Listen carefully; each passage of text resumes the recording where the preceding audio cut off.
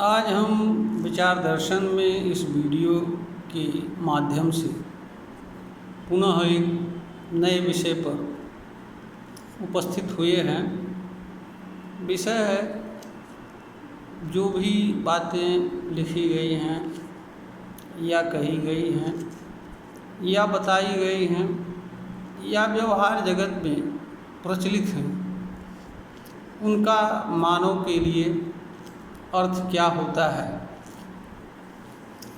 यह बात हमको इसलिए कहना पड़ रहा है क्योंकि हम देखते हैं कि व्यवहार में लोग तमाम लिखी हुई बातें उनके सही गलत को लेकर के उनसे अपनी भावनाएं जोड़ करके उनको मानव समाज पर थोपने के लिए अनेक तरह के छल कपट करते हैं।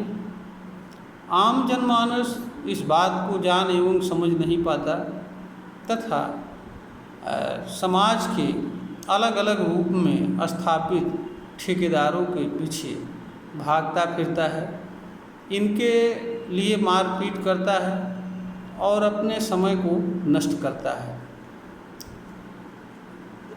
और अनेक तरह के इनके वैचारिक दुष्चक्र में फंस करके अपने जीवन को नष्ट करता है। ईमानदारी से अगर देखा जाए, चाहे कोई बात किसी पुस्तक में लिखी गई हो या कहीं भी लिखी गई हो, अथवा वह ईश्वरीय वाणी है या संदेश है या वचन है या कोई भी चीज़ है, मूर्त अमूर्त कोई भी चीज़ है या व्यवहार जगत में जो भी चीज़ें प्रचलित हैं, वह सभी मानव के लिए एक प्रकार की सूचना होती है। सूचना के अलावा कुछ नहीं होती है और सूचना के साथ कोई न कोई संदेश जुड़ा होता है जिसे मानव को जानना एवं समझना होता है। हर मानव के पास ज्ञान के मूल साधन विद्यमान होते हैं, जिनके माध्यम से मानव किसी चीज़ पर विचार करता है, तर्क करता है, सोचता है, चिंतन मनन करता है, ध्यान करता है और आदि अनेक तरह की क्रियाओं को करता हुआ किसी चीज़ के वास्तविक एवं यथार्थ अथवा सत्य स्वरूप को जान एवं पहचान पाता है तथा उसके साथ सम्यक व्यवहार कर पाता है। किसी जो भी बातें लिखी गई हैं या बताई गई हैं या प्रचलित हैं, वह किसी मनुष्य के लिए न तो सत्य होती हैं, न असत्य होती हैं, न सही होती हैं और न गलत होती हैं। वे जो कुछ भी होती हैं, या तो कोई विचार होता है या कोई विचारधारा होती है। विचार एवं विचारधाराएं किसी चीज़ के रूप को, स्वरूप को, रंग को, कलर को, शेप को और उसके आकार प्रकार को तथा उसके गुण, कर्म आदि की अभिव्यक्ति करती हैं, वर्णन करती हैं, जिसके माध्यम से कोई व्यक्ति किसी चीज़ को बिना देखे हुए या बिना उस तक पहुँचे हुए ही लिखी गई बात या बताई गई बात के माध्यम से जान लेता है, समझ लेता है तथा यह भी जान लेता है कि लिखी गई बात एवं चीज़ को उसे मानव जीवन में किस तरह से उपयोग करना चाहिए या किस तरह का उपयोग किया जाना आवश्यक होता है। जहाँ तक सही एवं गलत के निर्धारण एवं उसको जानने का प्रश्न है, इस तरह का अधिकार इस धरती पर जो भी मनुष्य जन्म लेता है जीवन जीता है। सबके प्रति इस तरह की स्वाभाविक एवं सहज क्षमता विद्यमान होती है और इस क्षमता का उपयोग हर मनुष्य को करना चाहिए। जो मनुष्य नहीं करता है वह अपने साथ न्याय नहीं करता है और दूसरों के साथ भी न्याय नहीं करता है तथा उन चीज़ों के साथ भी न्याय नहीं करता है जिन चीज़ों के साथ वह किसी तरह का व्यवहार करता है। तो जो भी चीज़ें हैं लिखी हुई या कही हुई या व्यवहार जगत में बातें प्रचलित हैं वह मानव के लिए सूचना मात्र होती है। हर सूचना के साथ मानव के लिए कोई न कोई संदेश छिपा रहता है। मानव का यह कर्तव्य होता है कि उस संदेश को वह जान ले एवं समझ ले। मनुष्य द्वारा प्राप्त सूचना में छिपे संदेश को जान एवं समझ लेना तथा उसके उद्देश्य, गुण, स्वभाव के अनुसार उसके साथ व्यवहार कर लेना ही ज्ञान कहलाता है। ज्ञान किसी चीज़ के संबंध में अंतिम सीढ़ी होती है। उसके बाद उस चीज़ के संबंध में मानव के लिए कुछ जानने के लिए बचा नहीं होता है। ज्ञान का अर्थ किसी चीज़ के सत्य एवं यथार्थ स्वरूप से होता है, उसके उद्देश्य से होता है, उसके कारण से होता है, उसके प्रयोजन से होता है। और ज्ञान चूँकि मनुष्य के द्वारा जो चीज़ें उपयोग की जाती हैं उनका मानव के जीवन में क्या मतलब है और किस आशय से किस चीज़ को मानव को उपयोग करना चाहिए अथवा नहीं करना चाहिए, यह भी जानना मानव के लिए ज्ञान के अंतर्गत आता है। और इसको जान लेना ही तभी ज्ञान कहलाता है, क्योंकि मनुष्य अगर किसी चीज़ का उपयोग करते हुए पीड़ा एवं दुख का सहन करे तो वह ज्ञान है। तो मानव चूँकि हर चीज़ों का उपभोक्ता होता है, इसलिए मानव को किसी चीज़ के वास्तविक रूप एवं स्वरूप को तथा उसके उद्देश्य एवं कारण को ही जान लेना पर्याप्त नहीं होता है, अपितु यह जानना भी आवश्यक होता है कि मानव को किसी चीज़ को किस रूप में उपयोग करना चाहिए, किस सीमा तक उपयोग करना चाहिए तथा किस चीज़ को क्या समझना चाहिए, क्या समझ करके किसी चीज़ के साथ व्यवहार करना चाहिए आदि बातों को भी जानना मानव के लिए आवश्यक होता है। तभी मानव यह कह सकता है कि वह किसी चीज़ के संबंध में सम्यक ज्ञान रखता है, अन्यथा उसका ज्ञान आधा एवं अधूरा रहता है और उस चीज़ को उपयोग करते हुए मानव लाभ के बजाय हानि ही उठाता है, पीड़ा एवं दुख सहन करता है। क्योंकि किसी चीज़ का जिस रूप में उपयोग किया जाना चाहिए अगर उस रूप में उसका उपयोग वह नहीं करता है तो मनुष्य के लिए वह चीज़ पीड़ा एवं दुख का कारण बन जाती है। लाभ तो देती नहीं है बल्कि पीड़ा एवं दुख का कारण बन जाती है। जैसे एक आग है, आग का गुण है ज्वलनशील होना। अगर मानव को उपयोग करना है तो आग को किसी अन्य चीज़ के माध्यम से उपयोग कर सकता है और उस सीमा तक जिस सीमा तक उपयोग करना जरूरी है। आग को मानव सीधे नहीं छू सकता है क्योंकि सीधे छूने पर वह जल जाएगा। इसका कारण यह है कि वह ज्वलनशील है। इसी तरीके से पानी है, पानी भी मानव के लिए उपयोग की चीज़ होती है। पानी अगर मनुष्य को पीना है तो शुद्ध रूप में पीना होगा और उतना ही पीना होगा जितना उसकी प्यास है या जितनी उसकी आवश्यकता है।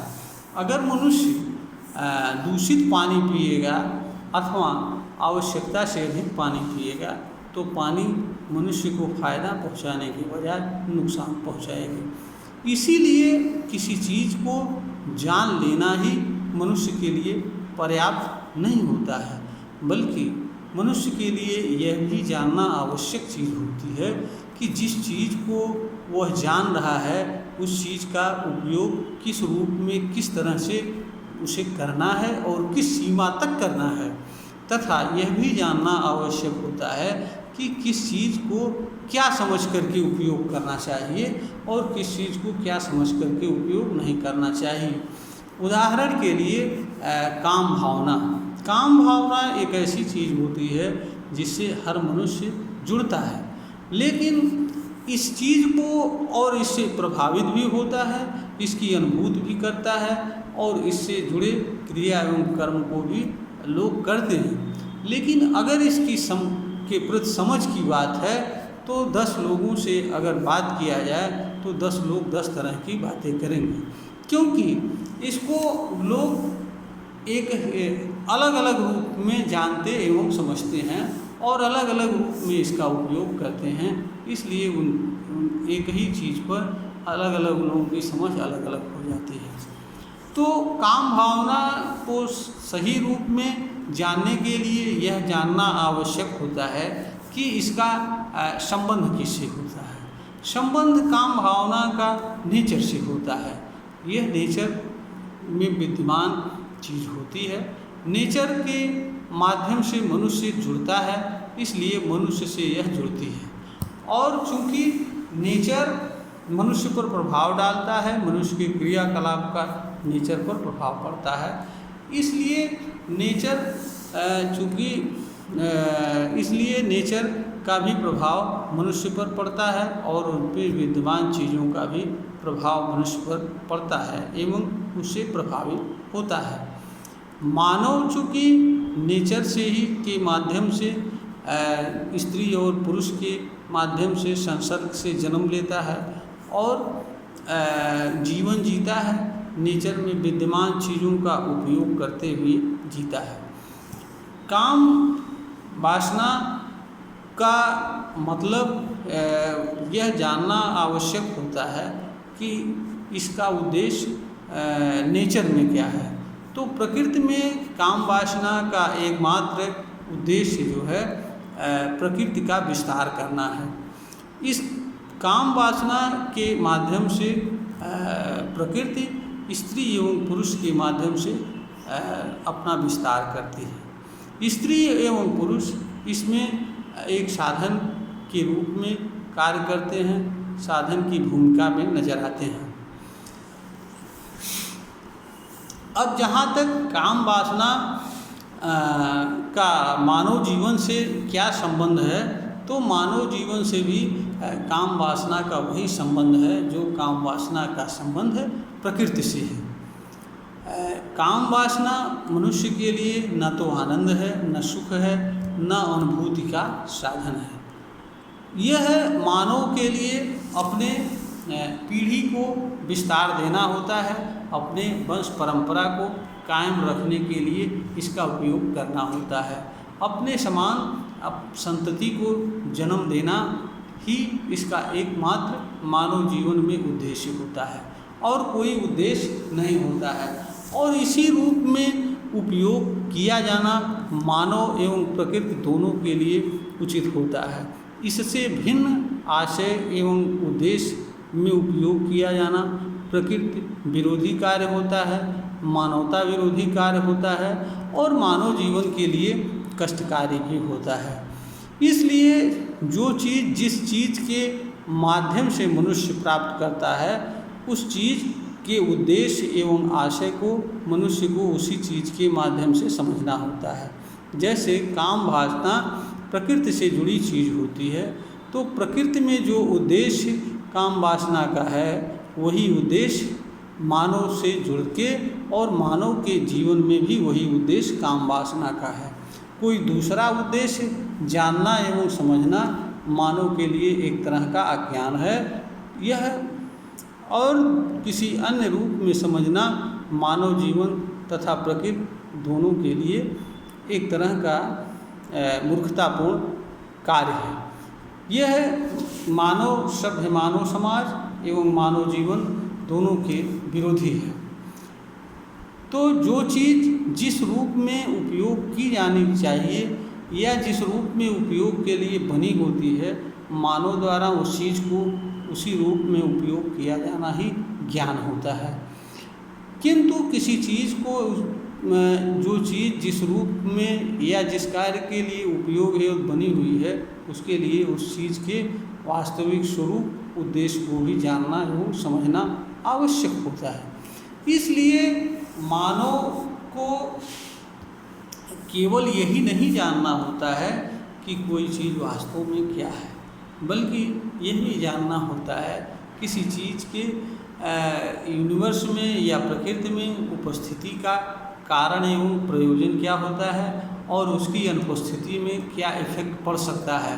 दूसरा, मानव अगर उस चीज़ का उपयोग कर सकता है तो मानव जीवन में उस चीज़ का महत्व एवं उपयोग क्या है, मानव को किस रूप में उस चीज़ का उपयोग करना चाहिए, किस रूप में नहीं करना चाहिए, तथा मानव जिन चीज़ों का उपयोग कर रहा होता है उनको किस रूप में क्या समझ करके उपयोग करना चाहिए, किस आशय से उपयोग करना चाहिए, किस विचार से उपयोग करना चाहिए, किस भाव से उपयोग करना चाहिए, तभी मानव किसी चीज़ के साथ न्याय कर सकता है, सम्यक उपयोग कर सकता है, मानव जीवन को सुखद बना सकता है और दूसरों के लिए भी उपयोगी बन सकता है।